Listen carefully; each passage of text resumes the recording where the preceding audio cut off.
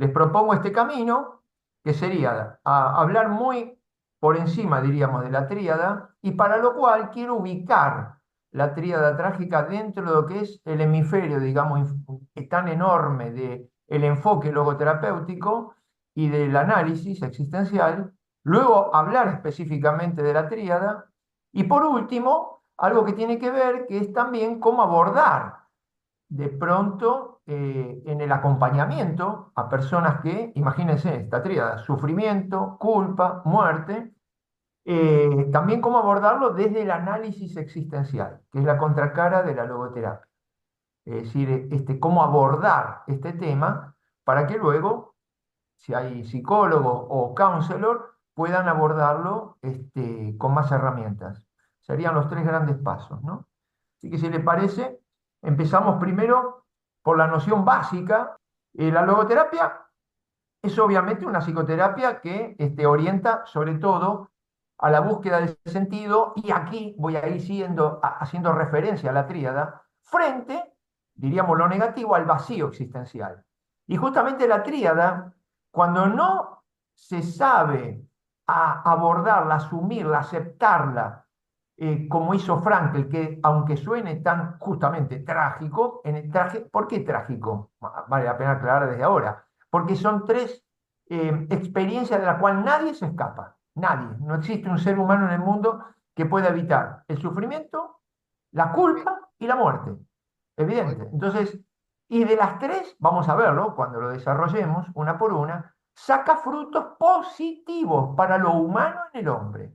Y me consta, porque en mi tarea de 18 años ya de orientador en oncología, de este sufrimiento de una enfermedad bastante dura y difícil, cómo se puede orientando correctamente, y si el reservorio espiritual de la persona que viene como paciente lo tiene, puede sacar grandes frutos a nivel humano.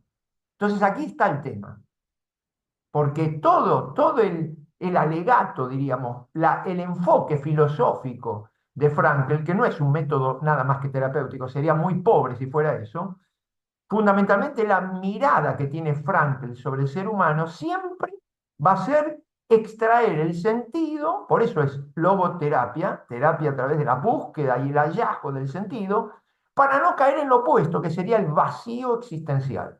Y la tríada trágica, justamente por ser experiencias extremas de sufrimiento, de culpa y de muerte, si no se acompaña, si no se apoya, si no se tiene claro el abordaje de estas tres dimensiones ineludibles en la vida del hombre, podríamos caer en el vacío existencial, el sinsentido sería, ¿no?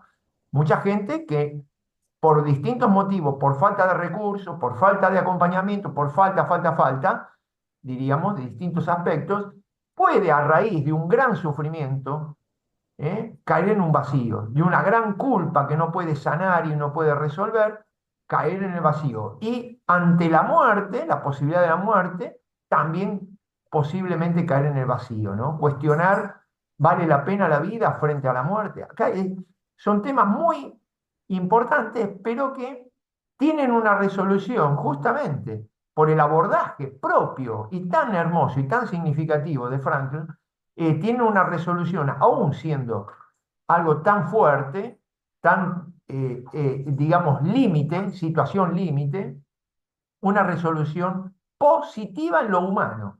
Es decir, crecimiento humano aún en esa situación límite y de dificultad. Por tanto, esto queda aclarado, que es qué tipo de psicoterapia es, como veremos también la contracara, el análisis de la existencia de la persona humana, que la existencia en sí misma, vamos a ver también, al pasar, cuando decimos dentro del enfoque y línea existencial, estamos queriendo decir, y esto es importante, se lo digo en dos palabras, porque no voy a desarrollar acá el enfoque existencial, que ya lo he hecho en otros cursos, ¿no? A partir de Kierkegaard y antes de Kierkegaard, Blas Pascal y antes también. Es decir, vienen dándose elementos que caracterizan el enfoque existencial, que sería ¿qué? La existencia, el acento en la existencia concreta, real, particular y personal del ser humano.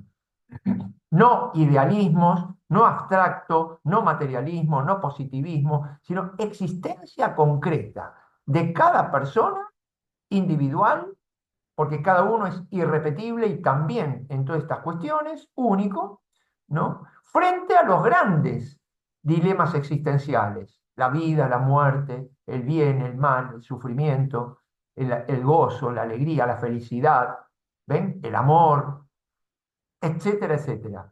Así que me parece que es importante enmarcar, porque si hablamos de la tríada trágica y no sabemos dónde está enmarcado, porque todo es texto y contexto. El texto es lo particular, en este caso, la tríada, pero está en un contexto amplio de la logoterapia, el análisis existencial, que a su vez está en un contexto más amplio, que es el enfoque humanista existencial, ¿no? ¿Se dan cuenta? Y el enfoque fenomenológico. Entonces, siempre hay contextos más amplios como los círculos, ¿no? Uno contiene al otro. Y cuando vamos comprendiéndolo, comprendemos el conjunto. Este enfoque, digo, es importante para la tríada, ¿no? Yo estoy nada más que mencionando temas de la logoterapia que apuntan a la tríada para tener más herramientas. Apela al valor de actitud, o sea, apela a la capacidad facultativa que tiene el ser humano. ¿Qué quiere decir? Frente a esta tríada, frente a estas dificultades, frente a esta situación límite de culpa, sufrimiento y muerte, se apela a la capacidad que tiene el hombre de responder desde la libertad espiritual a estas situaciones que son fácticas. ¿Qué quiere decir? Facultativo, fáctico. Fáctico es todo lo que se da sin elegir. Por ejemplo, como decimos comúnmente desde Rollo May, el destino. Lo que me tocó. Por ejemplo, mis pacientes. Siempre doy ejemplo. Mi paciente, nadie eligió tener un cáncer. Esto es lo fáctico. Esto es lo que te pasó. Podía ser otra cosa. Bueno, pasó esto. Me pasó esta situación. No elegí ni soy libre frente a lo que me pasó. Pero sí soy libre de responder a esto que me pasó. ¿Cómo puedo responder? Responder desde mi libertad espiritual, como le pasó al Frankl, otra situación límite que ya la conocen, cae en el campo de concentración, obviamente no eligió una situación tan trágica de despojo psíquico y físico, pero espiritualmente siguió siendo libre.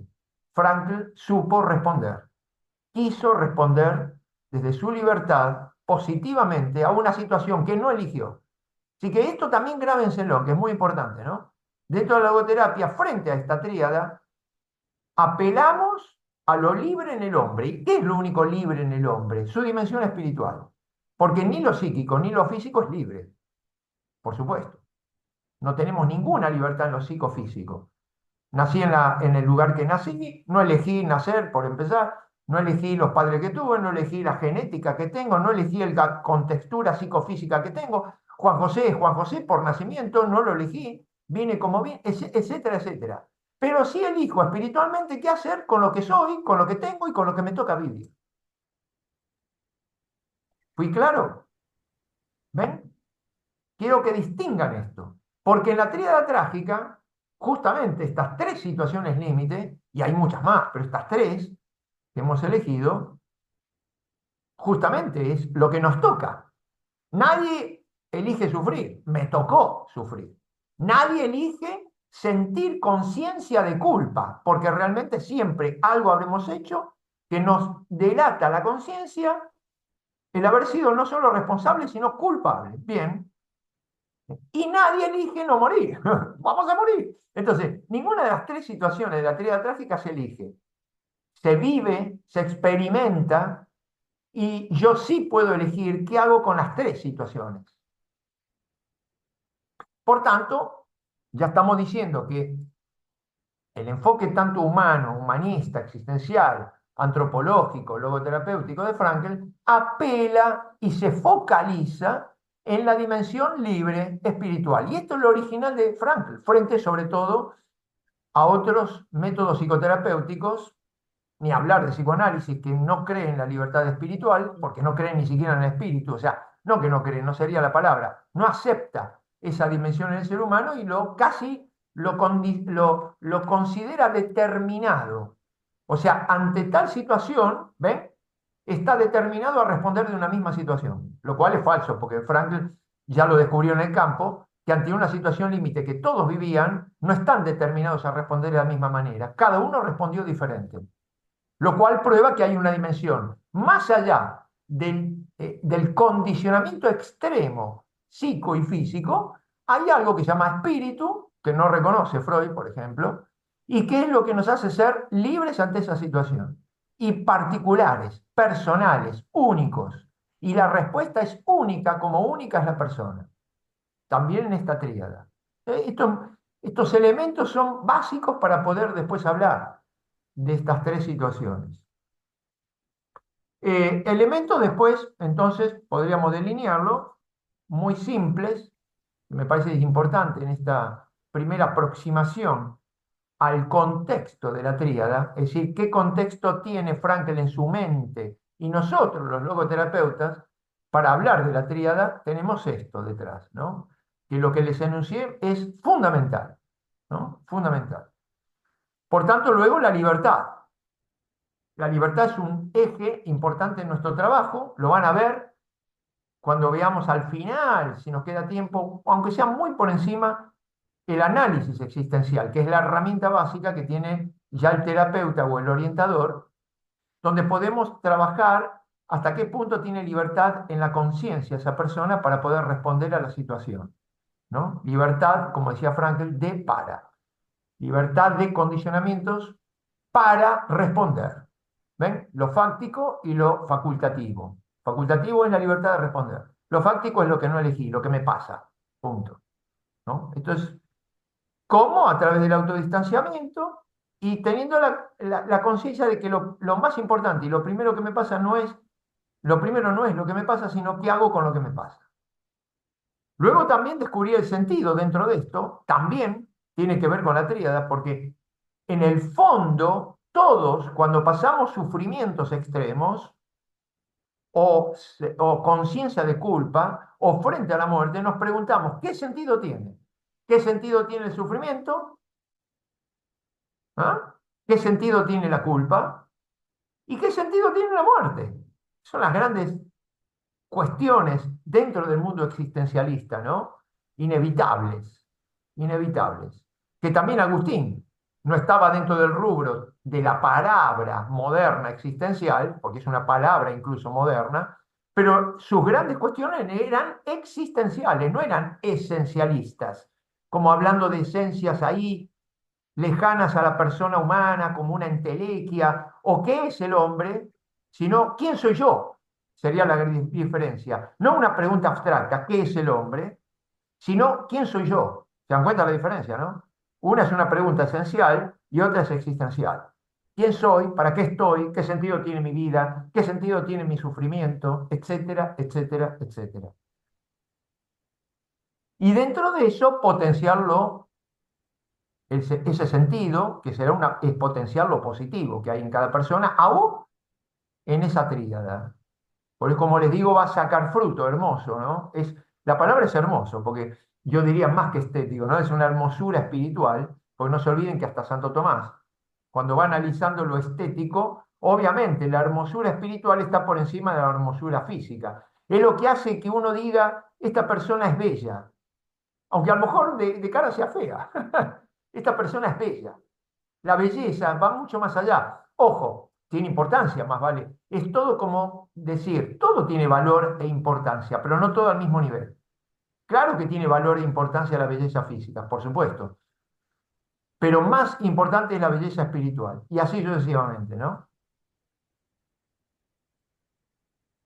Eh, Luego también está dentro de todo este mundo que es el contexto de la tríada, el tema de los valores, porque va a incidir en poder sacar fruto de esta tríada, fruto positivo, obviamente, crecimiento humano a raíz de esta situación, los valores, que son portadores de sentido. Eso es un clásico en Frankl. Tiene es uno de los ejes centrales en Frankl.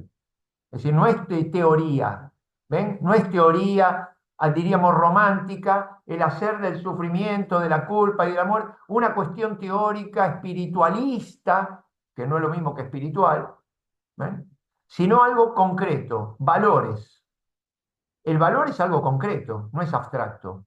El valor es algo que hasta diría tangible, en el sentido que lo persigo, que lo busco, que quiero adquirirlo, que me hace crecer, que es lo que da sentido a mí. Porque el valor, cada uno en sus valores que ha elegido en su vida, acorde a quienes somos, porque el valor no se elige como en la lotería, a ver, por concurso o licitación. El valor se elige de acuerdo a lo que somos.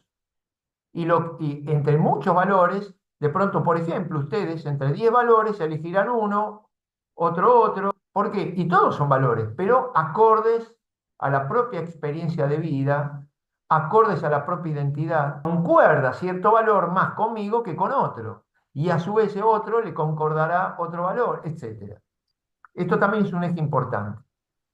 Eh, ¿Cuál es sobre todo en el orientador, más que en el psicólogo? Saben que el psicólogo se ocupa sobre todo de despejar, tratar de orientar y sanar patologías, fundamentalmente. El orientador no, todo lo contrario, nos concentramos en lo sano, en potenciar lo que tiene la persona como talento y carisma para convivir de pronto, porque nadie tiene todo, nadie tiene 10 y el otro cero, tenemos 7, nos falta 3, tenemos 5 y nos falta 5, tenemos 60 y nos falta 40 o a la inversa, o tenemos 40 y nos falta 60. Digo, simbólicamente, todos tenemos algo como dificultad, carencia, que no es un mal, es parte de mi identidad, lo que no puedo y sí lo que puedo. El counselor, como en mi caso, que también estudiamos aspectos, obviamente, de psicología pero con una gran diferencia. Me concentro en lo que puede el sujeto que viene a consultar sobre un dolor, porque habitualmente nadie nos viene a consultar porque está bárbaro. Nos viene a consultar, por ejemplo, en esto que sería extremo, la tríada trágica. Pero sin llegar a esto, habitualmente los consultores nos vienen con cuestiones de crisis, de crisis. ¿Ves? Por ejemplo, mis pacientes, por ahí la crisis inmediata del diagnóstico oncológico. Me dijeron que tengo cáncer, listo. Ahí empieza una enorme crisis y sufrimiento al cual tengo que acompañar ayudándole a descubrir todo el potencial que tiene como sujeto para vivir, trabajar y salir crecido de esa. Porque la habilidad de una crisis, frente a una crisis, que es detenerse ante lo nuevo, inesperado, que me conmueve mi vida, imagínense en camino, tranquilo, trabajo, mi casa, mi familia, voy, vengo, voy, compro, vendo, compro, y de pronto me enfrento a una enfermedad que puede ser mortal. Por lo menos eso lo tengo en mi inconsciente, aunque a lo mejor muera de viejo y no del cáncer, pero es una enfermedad crónica que la voy a llevar el resto de mi vida. Bueno, y ahí hay una crisis. Se me conmueve todo, se cae todo. Parece que se caen mis esperanzas, mis proyectos, porque digo, wow, no tengo un resfrío, tengo cáncer. Bueno, muy bien. Entonces, ¿ven? ¿Qué le toca al orientador? Porque el psicólogo tendría que trabajar una patología, pero el sujeto que viene a mí no viene porque tiene una patología psicológica, no viene por fobia, por neuras. Bueno, neura, todos tenemos un grado de neurosis, pero digo, no vienen por algo patológico, sino que vienen por una crisis existencial. Yo llevaba una vida normal y de pronto me aparece esto. Bueno, ¿qué vamos a hacer con esto? ¿Qué vamos a hacer con esto? Porque esto no lo eligió, pero sí puede elegir qué hacer con esto. Y va a ver que podemos sacar incluso crecimiento humano a raíz de esta situación tan dura, tan difícil. Y va a ver que va hasta crecer espiritualmente y va a ir manejando esta situación que va a ser crónica, porque le quito además el miedo, ¿no? Sobre todo si es de edad, porque todos los que somos de edad tenemos en el subconsciente que el cáncer es equivalente a muerte. Hoy día ya no es así, pero la persona de edad, como los que tenemos edad, es como que el miedo nos invade, ¿no? Entonces tenemos que quitar esto, demostrándole que va a tener que caminar con esto y que no va a ser un obstáculo ni siquiera a su crecimiento, va a ser un gran cambio en su vida. un cambio con su familia, un cambio de paradigma, va a ver la vida diferente, a los valores los va a estructurar diferentes. Si hasta ayer se mataba por el valor de comprar un celular, hoy se imagina que le va a importar un bledo el celular, que le va a importar más estar con, qué sé yo, con su ser querido, con su mujer, con sus hijos, etcétera. Todo un tema. Y esto es propio del orientador, no del psicólogo. ¿Se dan cuenta? No, no es un tema del psicólogo, es un tema del orientador. Yo si veo una patología, bueno, lo mandaré. Y si veo una patología ya endógena, o sea, donde hay una patología parapsiquiátrico, es decir, porque puede venir asociado todo junto, obviamente, bueno, le diré, acá necesitas medicación. Por ejemplo, un depresivo físico directamente, ¿no? Que falta una enzima o algo, no depresión por una cuestión psicológica, psicógena, sino endógena. Entonces lo derivo al psiquiatra. Eso es otro tema. ¿Hasta ahora vamos? ¿Se va entendiendo el planteo? Porque todo esto tiene que ver con la tríada. Bueno, me alegro. ¿Ven? Es importante que tengan, aunque sea esto muy por encima, porque estos son temas ejes que desarrollamos a veces en todo un año en logoterapia, pero se los menciono para que se den cuenta lo rico de todo esto, ¿no?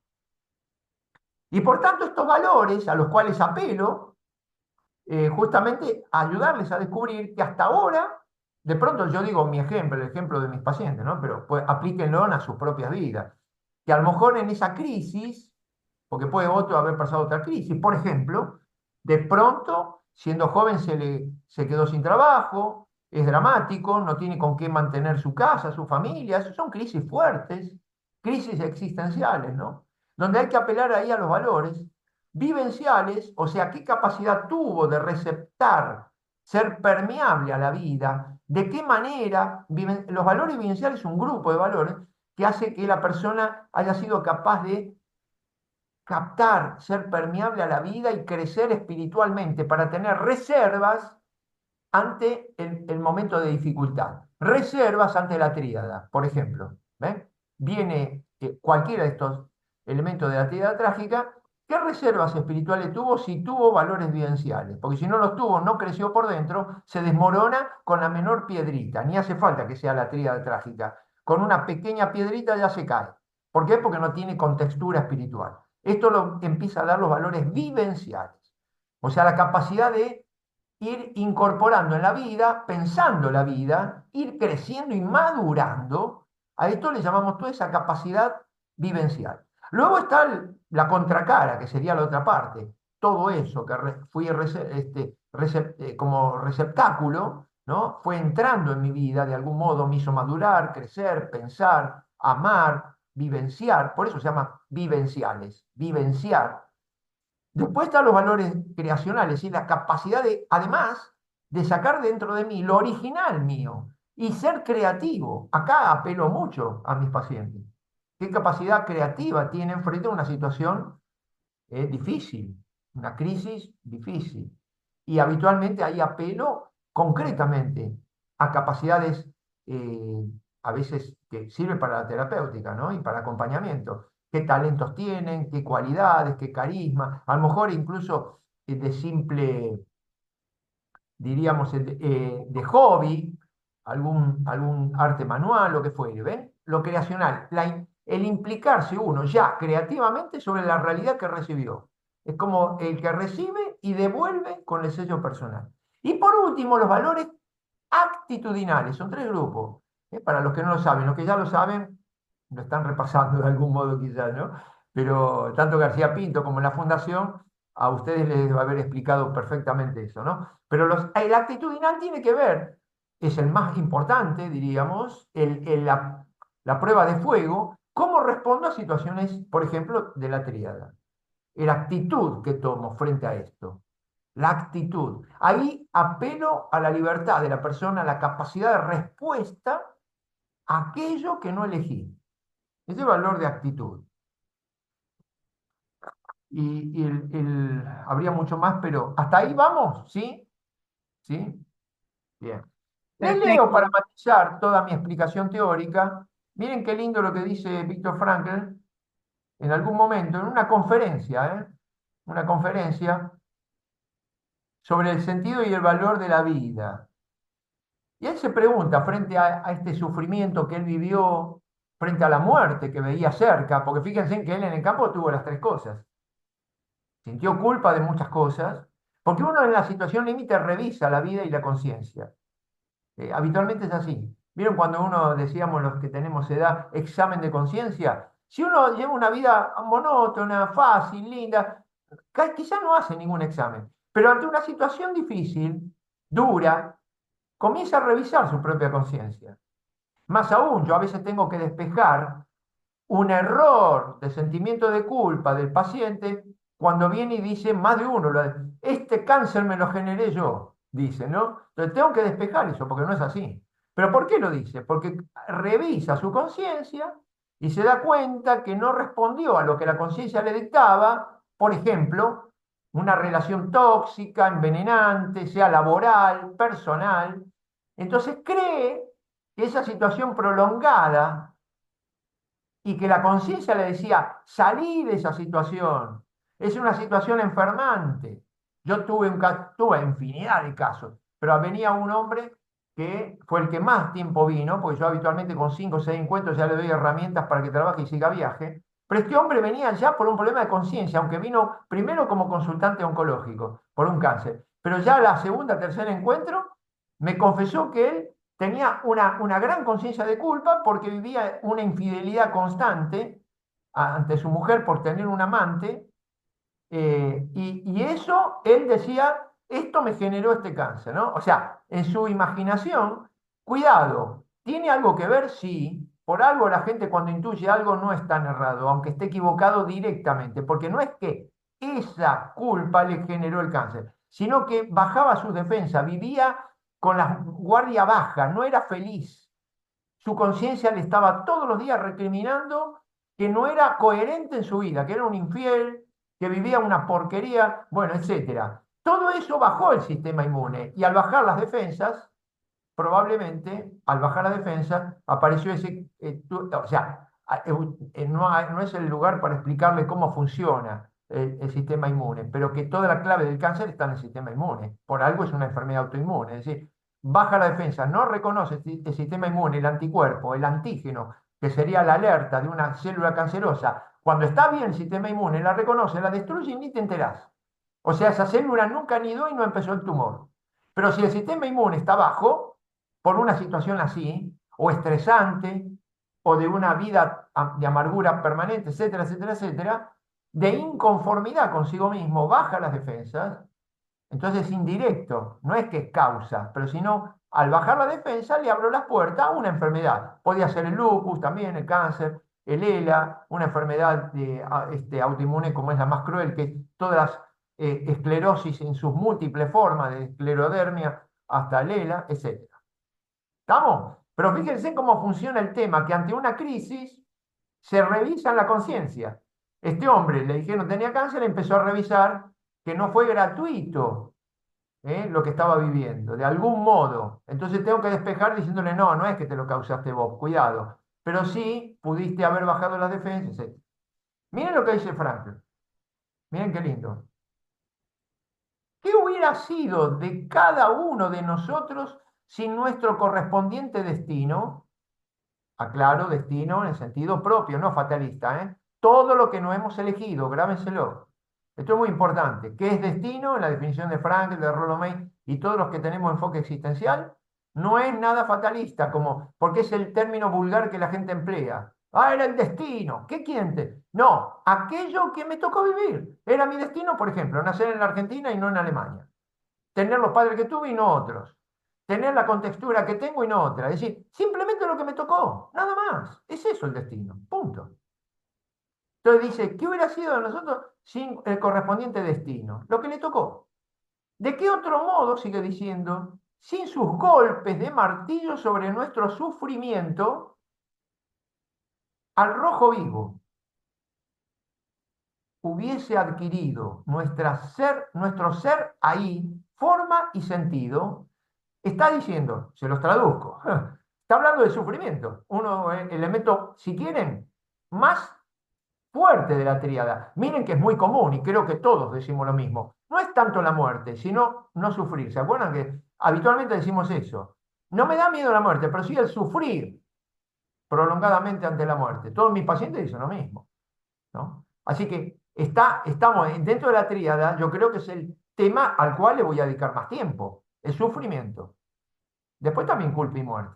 Pero yo creo que el sufrimiento es lo que más nos gusta trabajar, porque es algo que puedo manejar con más facilidad que la culpa y la muerte. La muerte, de hecho, ¿no? Es irremediable y punto. Ahora, el sufrimiento puedo descubrirle sentido o ese sufrimiento me lleva al vacío total, a la muerte, al suicidio.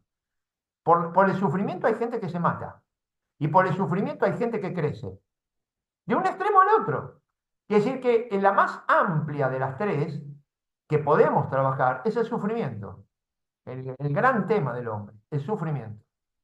Los otros dos también, pero quiero decir que de los tres, el más importante es el sufrimiento. Entonces él dice, ¿de qué otro modo sin sus golpes de martillo, fíjense en qué poético, ¿no? Sobre nuestro sufrimiento al rojo vivo, hubiese adquirido nuestro ser ahí forma y sentido? Es decir, está diciendo al revés, ahora se lo digo al revés, mi ser, mi identidad, con mi forma y sentido, también fue fruto de ese golpe de martillo de sufrimiento. Eso quiere decir, ¿ven? Les di vuelta al revés la fórmula. ¿Se entendió lo que dijo Frankl? Si no entienden, díganme y lo vuelvo a repetir.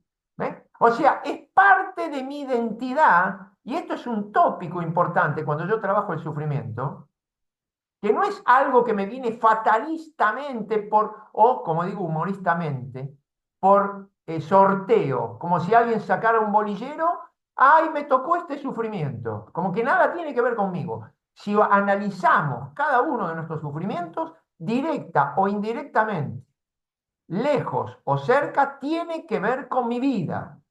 Y cuando logro incorporar esa conciencia de que ese sufrimiento tiene que ver conmigo, ya no lo rechazo como si fuera ajeno, porque tiene que ver con mi vida. Si yo rechazo el sufrimiento, estoy rechazándome a mí, porque es parte de mí.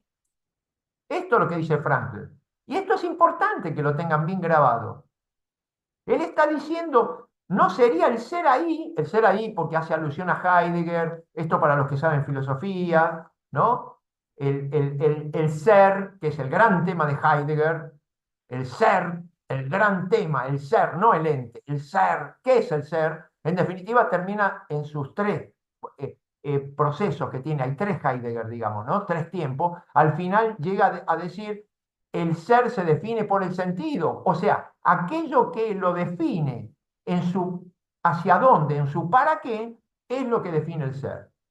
Y ese ser incluye también el martillo del sufrimiento, aquello que me toca porque tiene que ver conmigo. A ver, cuando hablo en teología, ¿no? Cuando doy clases sobre todo de Biblia, ¿no? Que amo tanto. Los profetas son los que más han sufrido y han terminado perseguidos y muertos. Ahora, pregunta simple, ¿no? Porque son casos extremos, por eso, pero el caso extremo hace comprender mejor. Ese sufrimiento que tuvieron los profetas, ¿fue por sorteo y licitación? ¿Les cayó como un rayo por... No, tenía que ver con su vida. Como ellos anunciaban y denunciaban lo que la gente no quería escuchar, inevitablemente le pegaron y sufrieron. El sufrimiento de los profetas tenía que ver con su identidad de profeta, porque eran profetas, tuvieron que sufrir eso. Otro habrá sufrido otra cosa, pero siempre esas pruebas, esas cuestiones extremas, tienen que ver con mi vida, por tanto es parte de mí. Y si es parte de mí, no la puedo rechazar, la tengo que aceptar, asumir.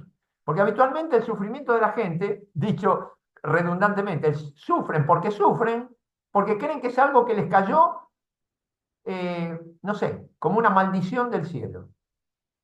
¿Se entendió lo que digo? No nos caen los sufrimientos porque sí, por casualidad, por maldición, por sorteo. Tiene que ver conmigo. Hoy, el sufrimiento de Juan José, que los tengo como deben tener ustedes, yo creo que todos tenemos un grado de sufrimiento en algo, en algo. No digo que en nuestra vida sea sufrimiento, pero ¿quién no ha sufrido, sufre o sufrirá? Todos, por algún motivo. Perdemos un ser querido, qué sé yo, hemos sido rechazados. Todos tenemos motivos de sufrimiento. Por eso dice trágica, porque es inevitable. No existe el ser humano que no haya sufrido.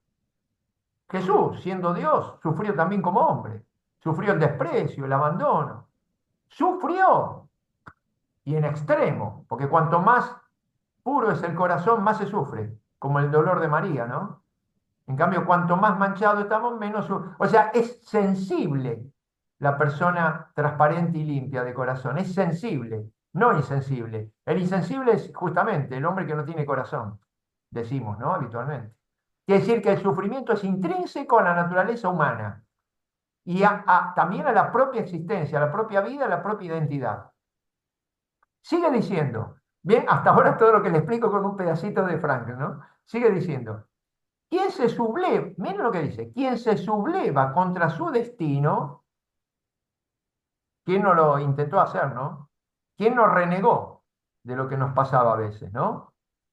Quien se subleva contra su destino y en consecuencia contra aquello con lo que no puede absolutamente nada y contra lo que resulta imposible cambiar, ese no ha comprendido el sentido de todo destino. Y hay un punto, después sigue. ¿Se entendió? Está claro, ahí es. Si no acepto aquello que es parte de mi destino, de mi vida, de mi existencia, como el profeta que aceptó sufrir porque tenía que anunciar y denunciar y le pegaron, estaría destruyendo parte de su propia identidad. Sí dice, esto sí lo he dicho siempre, porque es una frase muy fuerte de Frankl, es literal, lo tengo acá anotado, es el bautismo de sangre de un bien por el que se vive y lucha. Miren qué linda definición. Bautismo de sangre, ¿por qué? Porque es fácil vivir un bien y un valor cuando estoy bien, cuando no tengo la prueba, cuando no paso por ninguna prueba. El profeta que yo les di recién. Es fácil que anuncie y denuncie cuando nadie le pega, cuando nadie lo persigue. Ahora, ese profeta, cuando anuncia y denuncia en medio de la persecución y de la muerte, ese es el bautismo de sangre para saber si realmente era un valor para él, que lo sostiene aún en medio de la lucha, de la injusticia, del sufrimiento, del dolor, de la persecución y de la muerte. Eso quiere decir Franklin. Bautismo de sangre. ¿Eh? Es decir, no en la fácil, sino en la difícil, ¿no? Así que el sufrimiento también es la prueba de un valor. Si yo digo, sostengo el valor espiritual de mi fe, por ejemplo, bueno, vamos a ver en el sufrimiento si lo sostenés. ¿Se acuerdan del libro de Job? Literal, es súper conocido. Obviamente dentro de la teología todavía judaica, porque Job, siempre lo aclaro, termina recuperando, porque para la teología judaica el signo de estar con Dios es tener bienes, no es casual. Tener bienes acá en la tierra, que todo te vaya bien. Si vos te va bien, por eso le decían a Jesús cuando alguien sufría, estaba enfermo o había... ¿Quién pecó? Él no la... ¿Ven?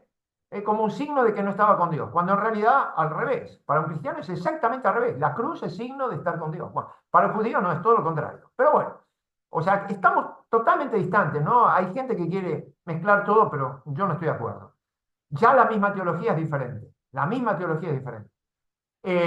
Pero Job, justamente que lo tenía todo y lo fue perdiendo todo, acá sí está lo válido, él sufría, perdió los bienes materiales, el campo, el ganado, después la enfermedad de él, perdió a la mujer, a los hijos, o sea, ¿no? En ese libro, porque es un género literario, ¿no? No es que fue real, obviamente, es donde el demonio le decía a Dios, ah, este hombre tiene fe, vamos a ver hasta dónde, le voy a infringir todo el sufrimiento, ¿ven? Y sin embargo, Job perseveró, ¿no? En la fe, se aferró más que nunca a Dios en medio del sufrimiento. Hasta los amigos se burlaban, ¿se acuerdan? Vos que sos creyente, mirá todo lo que te pasó, ¿para qué crees que esto que lo otro? Pedile a tu Dios. Y eso pasa en la vida. ¿Eh? Y sin embargo, Job perseveró y ahí estuvo el fruto diríamos, del sufrimiento con fe, su fortalecimiento hasta el final. Entonces, bueno, bautismo de sangre se refiere a eso, Frank, ¿no? Bautismo de sangre. Si en la prueba, en la dificultad, ahí el valor y el bien que uno sostiene es donde más se prueba. Porque en la fácil, ¿no? Entonces, por ahí podríamos decir que yo doy en la Fundación Argentina de Logoterapia, justamente, me piden todos los años, ahora tengo que darlo, no me acuerdo cuándo, creo, pero por final de año. El tema es así: sufrimiento entre voluntad y destino, o entre vacío y sentido. ¿Ven? Sufrimiento entre voluntad que lo doy a profesionales de la salud, a médicos y psicólogos, ¿no? Entonces ahí trato de hacerles ver lo que le toca a la persona en sufrimiento y como destino, ¿no? Y la voluntad, ahí entraría la voluntad, que también decía Lorena, ¿ves? Y que decía Estela, como descubrió desde su querer, descubrió el sentido a un sufrimiento. Eso está bien, eso está bien. No es voluntarismo, el voluntarismo es todo lo contrario, es decir, yo quiero salir de esto y voy a salir de esto, como diciendo quiera o no el destino. No, eso es un infantilismo, porque por más que lo quieras, no vas a salir. Lo que tenés que descubrir, sí, desde tu voluntad, qué sentido tiene. Eso sí, el querer aferrarse al sentido que he descubierto. Eso sí. Por eso el título era así en esta charla que tengo que dar a la fundación: sufrimiento entre voluntad y destino, o entre sentido y vacío. Entonces, es lo mismo. ¿Ven? El sentido ahí, o el vacío, lo está dando esa libertad interior del hombre. Ahí está. Desde mi libertad puedo descubrir el sentido o el vacío, ¿no? Este, por tanto, me parece que ahí es donde se juega todo, ¿no? Eh, Esto le llama Frankl, para ir más a Frankl, la patodicea. Patos significa padecer, patos, ¿no? Palabra griega. Patodicea significa esto: este proceso de la no dinamia propia del ser humano. La no dinamia, ¿qué es no dinamia? Nous, espíritu, dinamia, la dinámica del espíritu humano, que va transitando la existencia y va adquiriendo bienes y males, descubre en sí mismo también capacidades y carencias, momentos de crecimiento y de retroceso, porque no hay estancamiento, ¿eh? Cuando no crezco espiritualmente estoy retrocediendo, no hay estancamiento. ¿Eh? Siempre es dinámica. Dinámica quiere decir movimiento. Lo estancado, lo que queda fijo, es una ilusión óptica, como una foto. ¿Vieron? Cuando uno saca una foto, ahí está fija, ahí quedó. La vida no, porque justamente la vida, la característica más propia del ser vivo es la dinámica, el movimiento. Por tanto, si no crezco, decrezco. Si no avanzo, retrocedo. No existe el estancamiento, ¿eh? Eso es una ilusión. Cuando uno dice estoy estancado, no, mentira, no podés estar estancado jamás. O avanzás o vas para atrás. Y espiritualmente, sobre todo, uno puede avanzar o puede retroceder. ¿Ven? Esto es la no dinamia, o el movimiento espiritual de toda patodicea. Patos no como mal, ¿eh? Padecer, otra cosa que hay que aclarar, siempre aclaro los términos, sobre todo griego y latinos, porque habitualmente y lamentablemente se toma el término padecimiento como algo negativo. No, padecer es justamente lo que te pasa, es vivir pregnadamente, o sea, ser impregnado de lo que vivís, sea bueno o malo. Padezco un bien, padezco un mal. Lo que pasa es que se termina usando para el mal. Padezco un mal. Nadie dice padezco un bien. Pero padecer es el ser impregnado por una experiencia que me hace feliz o triste o infeliz, ¿no? Por ejemplo. Entonces, ahí hay que tomarlo. Y por tanto, esto me hace tomar conciencia, ¿ves? Crecimiento, una no dinamia positiva, crecimiento, madurez, ¿de qué? De tres elementos fundamentales. El sufrimiento me hace ver que soy finito, vulnerable, que no soy Superman, no soy Wonder Woman, diría la mujer, no, no, a eso me refería cuando yo insistía que me hace reír el que yo puedo, porque que todo lo puedo. No, soy vulnerable